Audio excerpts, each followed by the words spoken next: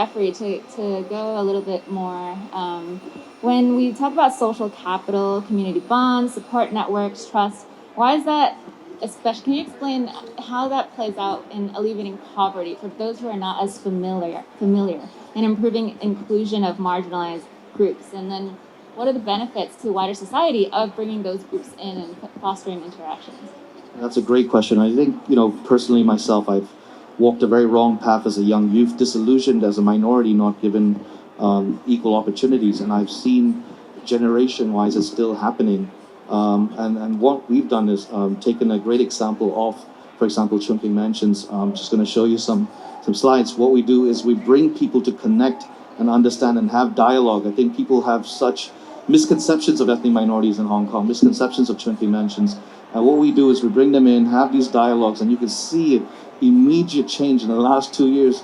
It used to be me running these tours. Now we're getting the youths who are disillusioned and very much felt like the society doesn't understand Islam, doesn't understand Hinduism, doesn't understand my race. But now they're running these tours so that they have this sense of empowerment, and now it's like a sustainable thing. I'm telling you, every week we run these programs that used to be me running it. But this is amazing because we see local people come into the building for the first time, elderlies in their 70s saying, "This is my first time in this building. I didn't know this was such a welcoming place." And then it creates this unique change. I have a fantastic story of one of the African restaurants in the building have a little makeup corner, and I didn't understand why they had a makeup corner in an African restaurant. And then they said, "Jeff, because your tours are so busy now, the domestic migrant workers who are discriminated on a Sunday, they come into the building and find kind of a nice place where they can eat." But then they realize they don't have a place to look beautiful and dress up, because in the morning they can't do it in their employer's house. So we give them a little corner in our restaurant. So you do see a fantastic goodwill in the building now, and it's amazing. Believe it or not, now I'm seeing local NGOs, their social workers are sending their homeless clients to the building to stay in the guest houses. Back in the day, you would never imagine a marginalized community providing support for another marginalized communities, and it's happening now. I'm seeing elderlies come into the building getting something from the food bank. So you do see that the worth in social capital. Thank you. And could you actually elaborate a bit? Because in connection with, sometimes social work can seem so disconnected at the grassroots level from an organizational change. But then recently you've got more attention from companies and business leaders at a high level. And there's still huge divides in terms of just getting them to step across that line and experience it, to talk with people. And then what has it led to? And, in terms of hiring and other things that you were telling me. That's a great question. I'll give an example of Swire. A couple of months ago, their CEO said they wanted to join our tours, and I'm being the skeptical social worker thinking they'll come in, take a few photos, and then leave. But they actually joined this whole 2 hours, sweated and walked with me, connected with the community. And then now, thanks to their Trust Tomorrow, they're actually one of the tour participants, or one of the refugees that shared her story on that tour has now been supported for higher education. And I think now they're sponsoring 10 of our kids. And now Swire is ensuring that part of their sponsorship also includes at least 3 to 5 tours for their staff to participate. So it's not just giving, but really understanding and connecting. So you do see it's a gradual change now. And then even hiring into hospitality industries, right? That's right. I think we were just talking with Matthew here. Refugees now have special work permits. It's incredible. Hotels and recycling plants and gyms are now hiring our clients. Back in the day, no chance, but now they see the worth and the diversity that they bring our clients. One of my refugees from Bangladesh, he just worked in this hotel for a year, and he got Employee of the Year among 600 staff. Incredible. Got a huge trophy. And then the same hotel, unfortunately, had a fire in the kitchen, and everyone ran away. Have to, but except my client. He went in, put off the fire, and the fireman came in and said, "What happened to the fire?" He says, "Oh, put it off. In my country, this is nothing." So they really do want to give back as well, given the platform and the right opportunities. Yeah. So in other words, we find that with under sort of youth who haven't had access to opportunities as well, if you give them an opportunity for a job or higher education, actually they may tend to be more loyal and stay on that path if there's a clear career path as well. Because it's a network between peers, and so it reminds me from based on what you said that benefits the organization, not just the diversity, but the kind of different kind of leadership and commitment that they have. That's right. All right, and then going to more examples, since you've brought us into that space. Maybe back to Matt then. For your side, working in recruitment and now working more with NGOs and social enterprises, what's an example of how investing in people, as you said, has actually led to better outcomes long term? Or, we know this, but in fact, how many of us feel that that's benefiting us as an employee directly every day, right?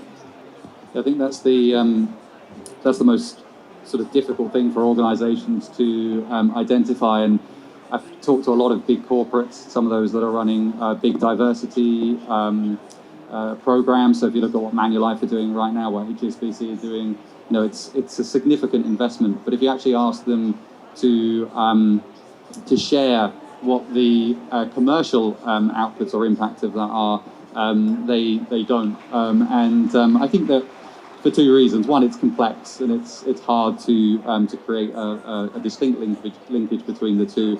And two, they somewhat don't want to detract from the social message with the commercial message, because one kind of dilutes the other. I think that the anecdotal examples that Jeffrey mentioned are fantastic. When you really get to the sharp end of those type of programs, that's really significant. If we look at sort of big organizations and what they've been doing, there's a sort of a huge amount of investment in mental health programs. There is more in physical health. So one of the big investment banks in Hong Kong is actually investing in a medical clinic so that it had better access to medical care for their staff. But I think all of these organizations look at the fact that Gen Z, for example, is the first generation that values purpose above salary. Certainly in the US, which is often the kind of leading edge of these trends. So I think organizations really view a lot of these programs as essential for attracting the talent of the future. And that's really the key. And because it's a commercial world, it's a competitive world, and everybody is competing on that platform and all trying to bring to bear their own perspective on these type of initiatives, it's hard to separate. I mean, who's winning? It's more about not being left behind and making sure that you're at the front edge of that. All right, thank you. And any responses from the other panelists in terms of examples or what Jeff and Matt just said? Maybe I can pick up on a few points there. I think in intellectual capital, perhaps you can look at it as working with what you already have. That's the distinction maybe with all the interplay with human capital. I think the biggest challenge perhaps is the mindset or the attitude or the awareness of what you can do with the knowledge that you have or the skills that you have. And I think that actually has been becoming more of a conversation because of the younger generation being more kind of prioritizing purpose and actually in Hong Kong, I think some family offices also have young generations that sort of drive impact investing. And so this awareness, instead of a disconnect, feeling that you are not able to make a difference, actually you can. So along with that and getting the team sort of is encouraging to be able to go into the community and see what's happening, and for companies then to be able to work out what are the relevant ways that a company can, in their business or in initiatives, make a difference with the community, and go through a process of incorporating that into their strategy. And that's sort of what we are seeing now. Yeah, I would like to see that is more self-driven, but the reality is that you may be observing a lot of companies doing this because in the investment circle, we know that a lot of investors, asset owners, are kind of requiring a lot more from companies to report on their sustainability, especially around climate, but along that side, also social factors, what are you doing about human rights? And so companies are definitely paying more attention than say 10 years ago. But I think for this to be sort of sustainable and long term, it shouldn't be just responding to the immediate compliance requirements. Ideally, it should be something that companies can incorporate into their purpose and then apply the intellectual capital that they have, all the way from governance to top, through leadership, through management, and then kind of touch on valuing the different capitals that a company will need for its business. Yeah, I'll stop there. So one point I want to add on what Matt said about the younger generation focus a lot on purpose. As us in the Friends of the Earth, we offer kind of scholarship and teach youth about, not youth, but university students about ESG education, because that also kind of, especially also green finance type education, so it also integrate with the financial capital that Vivian talked about. So there's certainly some integration between all that, and the youth is certainly something that we want to start, because people might thought ESG is something that's very corporate, very adult type of thing, but I felt like because the younger generation is actually very focused on purpose, that they care more about the natural capital. So yeah, that's also something that we try to educate.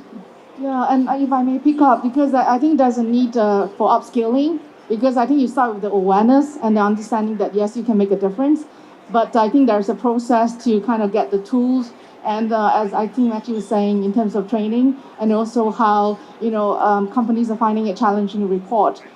Because actually the reality is a lot of frameworks are still developing. So globally, actually this is still work in progress, if I may say. I think on sustainability reporting, for example, actually just yesterday, one of the key reporting organization, standard setters, the GRI, has just published its latest universal standards. And so this is an example of how this is still kind of evolving, but it's in the right direction.